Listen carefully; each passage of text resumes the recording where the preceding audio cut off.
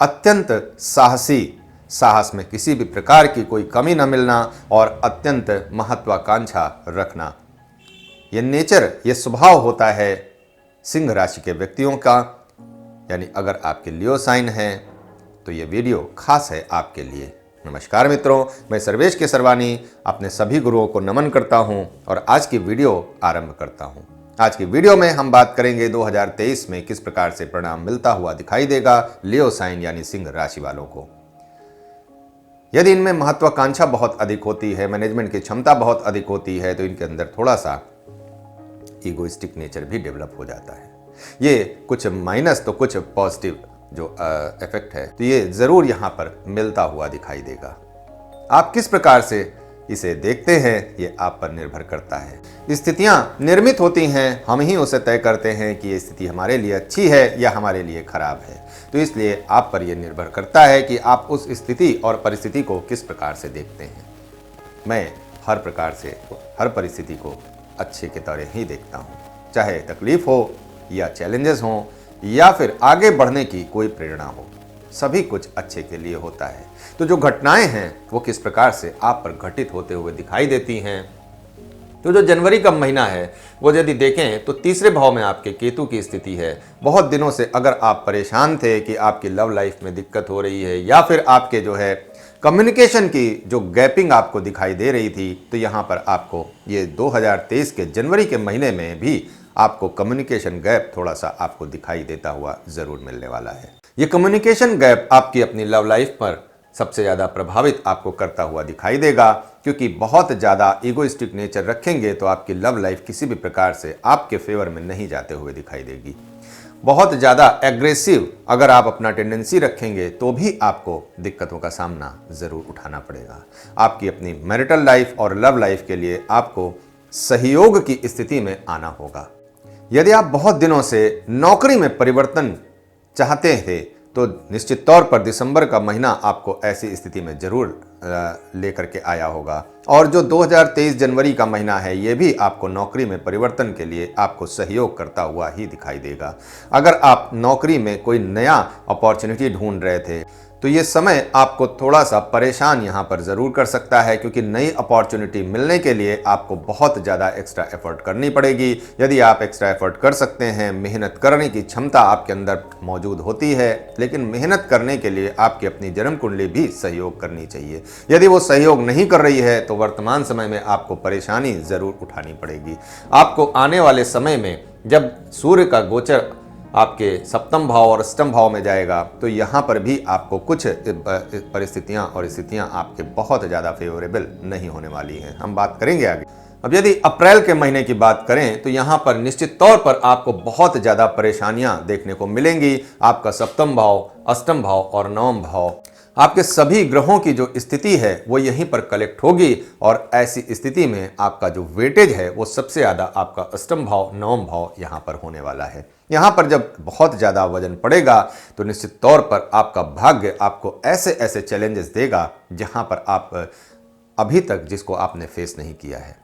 अगर आपकी कुंडली बहुत ज़्यादा आपके फेवर में है तो ये समय एक स्वप्न के तरीके से आएगा, आपको दिखेगा, आपको एहसास कराएगा और उसके बाद चला जाएगा। लेकिन अगर आपकी कुंडली जरा से भी आपके फेवर में नहीं है तो आपके लिए अप्रैल का महीना, मई का महीना, ये 2 महीना आपको बहुत ज़्यादा चैलेंजेस देखने को मिलेंगे।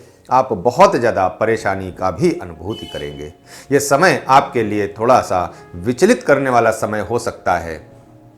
आपको विदेश जाने की इच्छा रखते हैं अगर, तो निश्चित तौर पर यह समय उनके लिए ये पॉजिटिव टाइम होने वाला है। मैंने शुरू में आपसे बोला था कि स्थितियां परिस्थितियां निर्मित होती हैं, आप किस नज़रिए से उसे देखते हैं ये आप पर निर्भर करता है। यदि कोई विदेश जाने की इच्छा बहुत दिनों से रख रहा था, उसकी इच्छा पूरी नहीं हो रही थी, किसी कारणवश वीज़ा नहीं मिल रहा था, तो निश्चित तौर पर 2023 उसके लिए फ़ायदे का जो साल होने वाला है।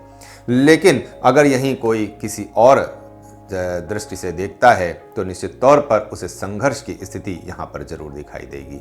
अप्रैल के महीने में ही गुरु का ट्रांजिट होगा और आपके नवम भाव में जाएंगे, और अधिकतर प्लैनेट जब आपके अष्टम और नवम भाव में होंगे तो यदि आप इन भावों से जुड़ा हुआ कोई भी प्रोफेशन कर रहे हैं तो आपके लिए ये बहुत ज़्यादा नई अपॉर्चुनिटी देगा। लेकिन अगर आप इन भावों से जुड़ा हुआ कोई भी प्रोफेशन नहीं कर रहे हैं तो निश्चित तौर पर संघर्ष आपको झेलना ही होगा। पूरा साहस के साथ आप प्रयत्न करेंगे कि इस तरह के संघर्ष से बच जाएं, लेकिन बचने का कोई रास्ता नहीं दिखाई देता है। तो इसलिए संघर्ष को करना आपके लिए फायदेमंद ही होगा। मई और जून के महीने में आपके सूर्य की स्थिति आपके दशम भाव में होगी। यहाँ पर बहुत ज़्यादा अच्छा परिणाम देने की स्थिति में यहाँ पर आ जाएंगे। लेकिन अगर देखें तो मंगल और शुक्र की स्थिति आपके 12वें भाव में होगी।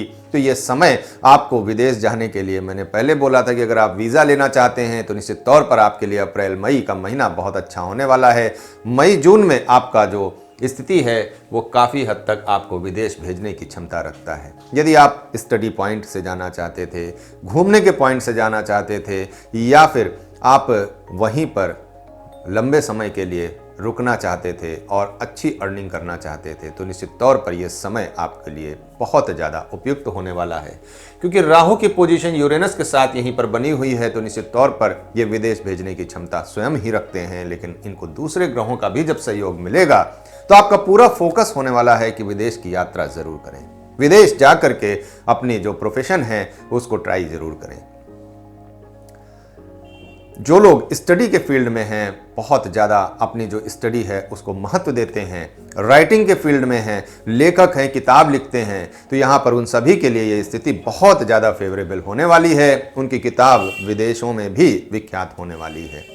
तो अगर आप राइटिंग करते हैं, वो चाहे ब्लॉगिंग का काम हो, चाहे आपका यूट्यूब चैनल हो तो यूट्यूबर हो, या फिर आप राइटिंग के लिए किसी भी तरीके से आप कोई भी किसी भी काम से आप जुड़े हुए हों, तो आपके लिए ये समय फेवरेबल होने वाला है। जून और जुलाई के महीने में आप एक ट्रिप जरूर लगाने जाएंगे अपने परिवारजनों के साथ। एक समय होगा, वास्तव में देखें तो जून का महीना एक छुट्टियों का महीना होता है, घूमने फिरने का समय होता है, लेकिन सहयोग भी बनना चाहिए। क्योंकि बहुत लोगों के ऐसे सहयोग ही नहीं बनते हैं कि वो घूमने फिरने की प्लानिंग तो कर लेते हैं लेकिन जा नहीं पाते, कोई भी कारण हो सकता है। तो यहाँ पर अगर आप प्लानिंग करते हैं तो निश्चित तौर पर जुलाई और जून का महीना आपको फेवरेबल टाइम मिलेगा, अपने परिवारजनों के साथ लंबी यात्रा पर घूमने जा सकते हैं। मित्रों, मैंने अभी शुरू में बोला था कि आपके लव लाइफ पर जो कम्युनिकेशन गैप है, यहाँ पर वो संकट दिखाई देता है। लेकिन अगर देखें तो आपका जो मई से एक कम्युनिकेशन की स्थिति यहाँ पर आपकी फिर से डेवलप होगी, और यहाँ पर आप अपने जो लव पार्टनर हैं या अपने फ्रेंड सर्किल हैं, वहाँ से आप जो कम्युनिकेट करना चाहते हैं, अपनी बातों को कहना चाहते हैं, वो ज़रूर कह सकते हैं। यहाँ पर आपकी लव लाइफ यहाँ पर बनते हुए ज़रूर दिखाई देती है, लेकिन इसके लिए कुंडली में भी, आपकी अपनी जन्म कुंडली में भी सहयोग यहाँ पर ज़रूर मिलना चाहिए। देखिए, ये गोचर कुंडली है। अगर गोचर कुंडली को इंडिविजुअली अगर समझेंगे तो ये जनरल प्रेडिक्शन हो जाएगा, लेकिन अगर आप अपनी व्यक्तिगत कुंडली पर इसे अपनाना चाहेंगे तो यहाँ पर आपकी गोचर कुंडली के साथ साथ व्यक्तिगत कुंडली का भी मिलान होना बहुत ज़्यादा जरूरी है। यदि गोचर की कुंडली आपके 9वें भाव पर आपका एक प्रेशर बना रही है और आपका 9वां भाव बहुत ज़्यादा खराब है, तो आपको निश्चित तौर पर इस वक्त इतनी समस्याओं का सामना करना पड़ेगा कि आप सोच भी नहीं सकते हैं। तो किसी भी प्रकार से मेरी ये बात कहने का उद्देश्य ये नहीं था कि आप किसी भी प्रकार से भय और भयभीत हों। कहने का मतलब सिर्फ इतना था कि आप अपनी जन्म कुंडली को भी समझें और उसके बाद इस गोचर का फल भी समझें। दोनों को समझ करके ही कोई निश्चित जो है परिणाम निकालें, और वो परिणाम आपके ज़रूर फेवर में होने वाला है। यदि आप किसी एक कुंडली से ही केवल परिणाम निकालेंगे तो निश्चित तौर पर आप अधूरी जानकारी के साथ आगे बढ़ेंगे। यदि आप अपनी व्यक्तिगत कुंडली के लिए संपर्क करना चाहते हैं तो नीचे व्हाट्सएप नंबर है, आप किसी भी टॉपिक के लिए संपर्क कर सकते हैं। अगस्त और सितंबर का महीना आपको थोड़ा सा भोग विलास में खर्च करने का महीना होगा। यहाँ पर आपका जो खर्च है वो अपने आप बढ़ता हुआ दिखाई देगा। आप बहुत कोशिश करेंगे कि आप अपने खर्चे को रोक लें, बहुत अच्छा मैनेजमेंट होता है आपका, लेकिन यहाँ पर फिर भी आप अपने खर्चों की भरपाई करने के लिए आप एक्स्ट्रा एफर्ट भी करेंगे। तो ये देखा जाए तो सिक्के के दो पहलू हो गए कि एक तरफ खर्च बढ़ेगा तो दूसरी तरफ आप अर्निंग का सोर्स भी बनाने की पूरी कोशिश करेंगे, और निश्चित तौर पर आप अर्निंग का सोर्स बनाने की क्षमता रखते हैं। आप चाहे जिस भी प्रक्रिया से आप अपनी अर्निंग को बढ़ा लें, लेकिन यहाँ पर आप बढ़ाने की क्षमता ज़रूर रखते हैं। लेकिन अधिक भोग विलास सदैव नुकसानदेह होता है, इस बात का आप ध्यान जरूर रखें। किसी भी व्यसन में अगर आप पड़ेंगे तो निश्चित तौर पर आपकी सेहत को नुकसान यहाँ पर ज़रूर उठाना पड़ सकता है। इस बात का आपको ध्यान जरूर रखना होगा कि कुछ समय आपके सेहत के लिए बहुत ज़्यादा हानिकारक होता है, और यहाँ पर यह समय आपको जो है मई और जून और जुलाई के महीने में यहाँ पर निश्चित तौर पर आपके सेहत में से खिलवाड़ करने का समय नहीं होने वाला है। यदि देखें तो अधिक व्यसन और अधिक भोग विलास पर आप अपना समय और पैसा व्यर्थ करेंगे तो निश्चित तौर पर यह समय आपके स्वास्थ्य के लिए भी उपयुक्त समय नहीं होने वाला है। तो इस बात का आपको ध्यान रखें। बाकी आपके अंदर इम्यूनिटी बहुत अच्छी होती है। अगर आपका लगन लॉर्ड यानी सूर्य की स्थिति आपकी अच्छी नहीं है तो यहाँ पर निश्चित तौर पर आपको समस्याओं का सामना ज़रूर करना पड़ेगा। अगर सूर्य की स्थिति छठे भाव में है, अष्टम भाव में है और द्वादश भाव में है, तो ये 3 भाव में अगर सूर्य की स्थिति जिसके भी है तो उसे हेल्थ का इश्यू अक्सर देखने को मिलता है। यहाँ पर आपको कई समस्याओं का भी सामना ज़रूर करना पड़ता है। अक्टूबर और नवंबर का महीना थोड़ा मिश्रित परिणाम देने वाला है, क्योंकि आपके अपने भाई बहनों से आपका मिलना जुलना जरूर संभव यहाँ पर होगा। अपने परिवार के साथ अपने परिवारजनों को यहाँ पर उनसे जो है भेंट यहाँ पर ज़रूर होगी।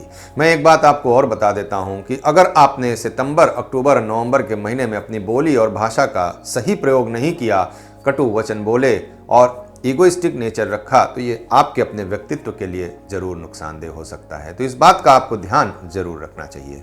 तो परिवार के साथ बहुत दिनों से एक जो सौहार्द की स्थिति आप बनाना चाहते थे, तो निश्चित तौर पर यहाँ पर दिसंबर का महीना आपके लिए उपयुक्त महीना होने वाला है। यहाँ पर आप अपने लव पार्टनर के साथ अच्छा समय व्यतीत कर सकते हैं, अपने मैरिटल लाइफ में एंजॉय कर सकते हैं। आपके अपने वैवाहिक जीवन और पारिवारिक जीवन के लिए ये समय आपके लिए निश्चित तौर पर एक उत्तम समय होने वाला है।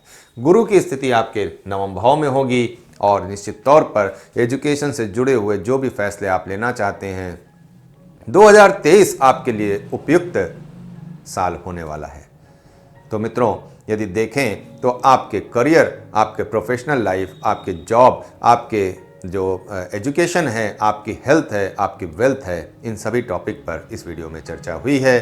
यदि आप इसके अलावा भी कुछ देखना चाहते हैं, कुछ जानना चाहते हैं, तो astros.com पर विजिट ज़रूर कर सकते हैं। मिलते हैं अगली वीडियो में। आशा करता हूँ कि आज की वीडियो काफ़ी पसंद आई होगी। नमस्कार।